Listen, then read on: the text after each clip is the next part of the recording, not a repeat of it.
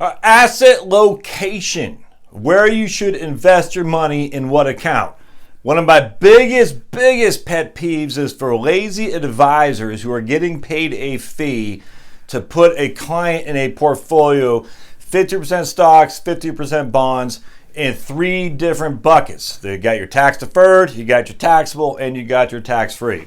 I've talked about this a couple times on this channel. I'll probably talk about it until a couple times a year, if not 5 times, 6 times a year, because it's so critically important. And this video is by special request. A friend of mine, he said, hey, what would you tell somebody in terms of where they should invest their money? And I said, from a tax perspective, it's pretty simple. You should do this, that, and the other. He goes, do you have a video on that? And I said, yeah, I do, a couple, but I have 850 videos. I couldn't find it. So we're going to talk to you, my man Jack. This is for you. As always, if y'all like what you see here at the Heritage Wealth Planning YouTube channel, don't forget to subscribe down below. And, of course, comments, thumbs up. The whole thing helps a lot. All right. So a couple things. Share. We want to share. So a couple things in this case. So this is called asset location. Not asset allocation, but asset location. We're going to start with the premise. We have 3 different account types. We got our tax deferred, we got our taxable, and we got our tax free. All right, so we got tax deferred. Let's make maybe that's good. Tax deferred is going to be your 401k, your IRA, your TSP.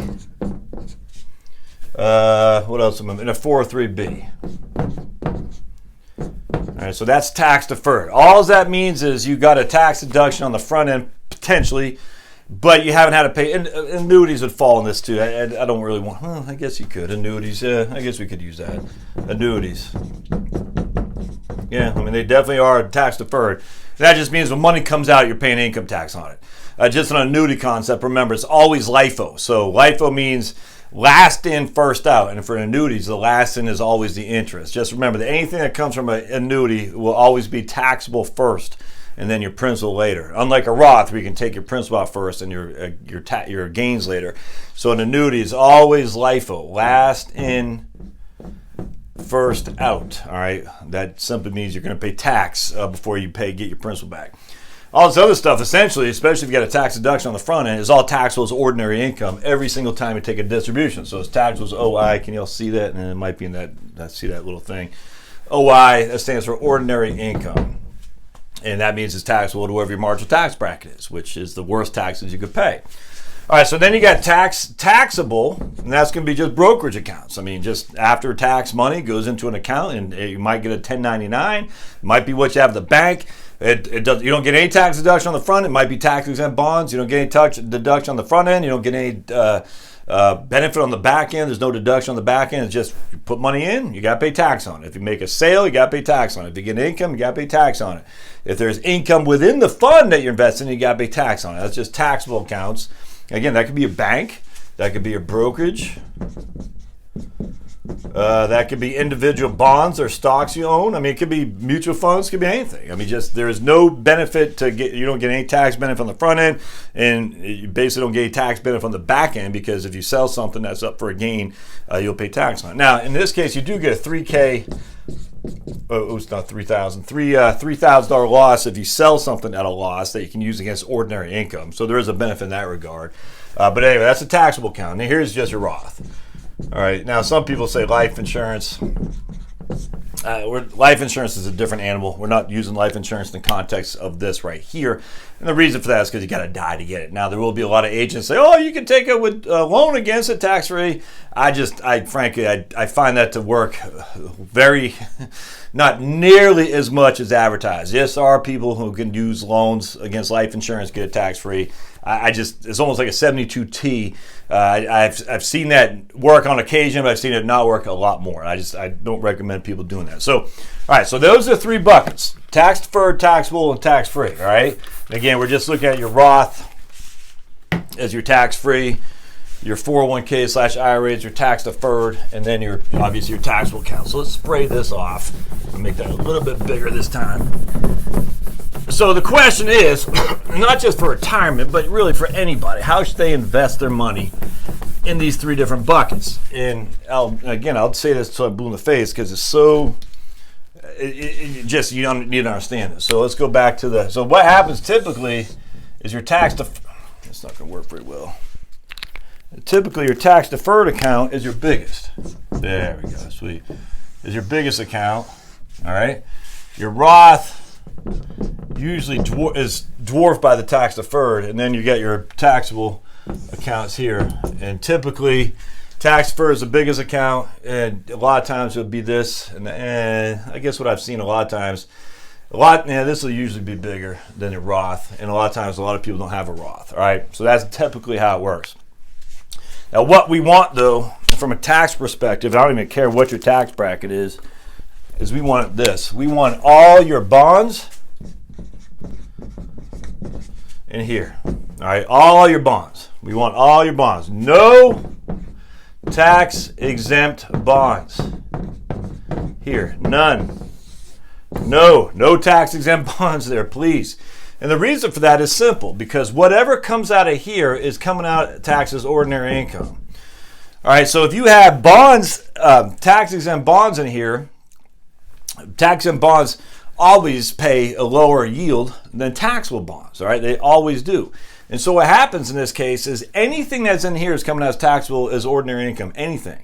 So essentially what you're doing is you're saying, if I have stocks in here, stocks are coming out taxable as ordinary income, but I'm getting a lower bond interest rate if I have tax exempt bonds. So a lot of people have tax exempt bonds in here and they'll have stocks in here. And what happens is my tax exempt bonds might pay me 2%, my corporate bonds pay me 4%, all right? And so now they're getting 2% bonds and their stocks are coming out as taxable as ordinary income. Does that make sense? So they're basically saying, I'm going to get lower interest rate on my bonds that I could get over here because I'm buying tax exempt. And because the tax exempt bonds are tax exempt, they don't pay as high as a coupon, which means you don't get as much money. And I'm going to have my stocks growing in here, which are coming out at taxable as ordinary income. And that's the absolute opposite of what we want to do. What we want to do in that regard is we want stocks over here and bonds, be it corporate or government, over here. All right. And the reason for that is because stocks now are taxed as long-term capital gains, qualified dividends, could be 0%, or it might be 15%, depending on what your tax bracket is. But it's not as high as your ordinary income tax. And so whatever is coming out here anyway is already coming out taxed as ordinary income. So essentially what we're doing is we're replacing a lower yielding bond, i.e. a tax exempt bond on this side, with a higher yielding tax exempt bond, a higher yielding taxable bond on this side. And we're saying, okay, this is already coming out as ordinary income anyway. It's already coming out as ordinary income. Whatever is in here is coming out as ordinary income. So we're going to replace a bond that was paying maybe 2% with the one that's paying 4%. All right. Now, net of taxes, that bond is still paying 3%. Net of taxes, the tax equivalent yield or whatever it's called, is still 3%. That's not tax equivalent yield. Scratch that. But net of taxes, that bond is still coming out as 3%. Whereas only here is only coming out as 2%. But even better, because now the stocks aren't being taxed as ordinary income, they're being taxed. The long-term capital gains is 0. If I'm in the 12% bracket or 12 or 10, right? Qualified dividends is 0. If I'm the 12% or 10 is 0, right? And that's taxable income. That's after your standard deduction. And on top of that, when I die, the money in the stocks goes tax-free to my heirs. On top of that, so not only do I get a more favorable tax treatment on the stocks, certainly as opposed to ordinary income, but at my death it transfers tax-free to my heirs. And if I'm in a community property state, it'll go tax-free to my spouse. Common law, you get half a step up, but that's what's called step-up basis. And I don't want to talk too much about that because that's an estate planning issue. But I get favorable treatment, long-term capital gain, favorable treatment of qualified dividends, favorable treatment of transfer of the assets at my death, tax-free to my heirs because of step-up and basis rules. And if I take a loss, I get to deduct $3K off my income. Let me get my thing here. All right, so if I have a loss equals $3K against income, and if I have more than $3K, I get to use the capital loss carry forwards against future gains. So the stocks on this side have so much more benefits because, again, favorable treatment, long-term capital gain, favorable treatment, qualified dividend taxes, favorable treatment, a step-up basis at my death, my heirs pay no tax on it, they inherit it tax-free. If there is a loss in here, I get to write $3,000 a year off ordinary income right out of the gate, and on top of that, if I have more than $3,000 of loss, I can use the capital losses to carry forward against future gains. So you want stocks in this guy. You don't want stocks in here if you can avoid it. Because remember, the tax-deferred accounts has something called the IRS and your state taxing authorities that say, hey, that's great. Your $100 stock grew to $150, so you made $50 on that. Anything that comes out is coming out as ordinary income. You take out $75, $75 tax, please. That's how it works. Take out $10, $10 tax, please. Take out $150, tax, please. And all that does is add to your OI, which increases your marginal tax rate. Which also would increase the taxes on your other gains. I mean, marginal tax rate can increase your taxes on other things too, as we talked about a million times on Sunday. Medicare, Social Security, long-term capital gains, qualified dividends, the whole thing. And so we don't want that to happen. We want this to be our minimal growth fund of the three. Minimal should be right here. Now, at the end of the day, do we want dividends out of this? Not so much. We'd much rather have dividends over here, dividend stocks, because we really want to reduce, if we can, our income that we receive off these stocks. I mean, look, if someone's got AT&T or Apple or something in here, I'm outside, oh, that's crazy. I don't mind that so much. I don't. I just want stocks in this account and bonds in that account. Absolutely. Now in here, I want dividend stocks, REITs, blue chips. No bonds. No bonds in Roth. For release, no bonds in Roth. None whatsoever. All right, we don't want any bonds in here because bonds give you no growth. As I've talked about a million times on Sunday, there's no growth in bonds. Thus, you should not have a growth. Bonds in an account that can grow unlimited upside, completely tax-free. Why have bonds in a Roth IRA? It boggles the mind. I cannot tell you how many people do. Or short-term bonds even. I literally want to take, let's see here. All right, let's use this. Here's a 10-pound plate, for instance. I want to take this 10-pound plate and drop it on my head.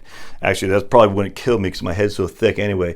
But let's just say I have a 45-pound plate there. I want to take a 45-pound plate and drop it on my head because bonds don't give you growth. Short-term bonds don't give you even less growth. And you're losing the advantage of the Roth, which is unlimited tax-free income forever and ever in tax-free growth. So, again, all right, so let's go back now. I want to show the last thing. So that makes sense, I hope. So bonds here. Now, look, most people have the bulk of their money in IRAs and 401ks. Should that mean you have all your, say you have, let's do this. We'll talk about it. All right, so stocks, growth stocks, small cap growth stocks that don't pay much dividends, ideally. Corporate bonds, government bonds. Large cap dividend stocks, real estate investment trust. All right, so let me do one other thing here. And I'll wrap this guy up. All right, so now, for simplicity, all right, we are a 50-50 stock to bond portfolio. All right, this can be so simple. You're like, man, that guy Josh, why did I pay him money to watch his YouTube channels? So we're 50-50 investor. 50% stocks, 50% bonds. Let me get this guy out. All right. There we go. All right. Again, most of the time, this is the biggest account, the tax-deferred account. All right, so that's not as good as I was hoping. Hold on. That's not bad, but let's do it. Oh, yeah, much better. Boink. Again, that's the Roth. That's the IRA, 401k. That's a brokerage account. All right, so we're 50-50 stock to bond investor. We have $500,000 total. All right. So what I'll find with lazy advisors, that happens all the time, especially the big company advisors, like where I used to work at USA, you'd have 3 across the board, and I'd say, what? It's just this. It's a Costco sparkling water. It's pretty good. Real squeezed fruit. Yeah, that's it. That's what it says. Spendthrift. Raspberry lime. Pretty good. Anyway. All right. So what we have here is we got Roth, IRA, 401k brokerage. Great handwriting. All right, we're 50-50. What we want is 250,000 bonds.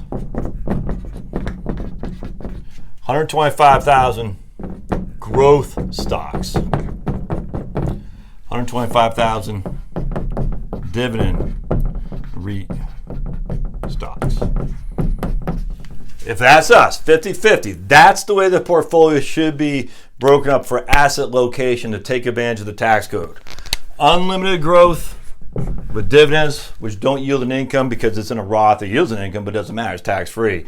Unlimited growth, but lots of volatility. So that means growth and volatility means we got ups and downs, which gives us tax planning that we can engage in and taking advantage of corporate and government bond rates, which are typically much higher than that of municipal bonds. So again, if a corporate, let's see, right now, a corporate bond is 4%, and a treasury tax exempt bond is probably 2.5%. All right, so let's take our trusty calculator.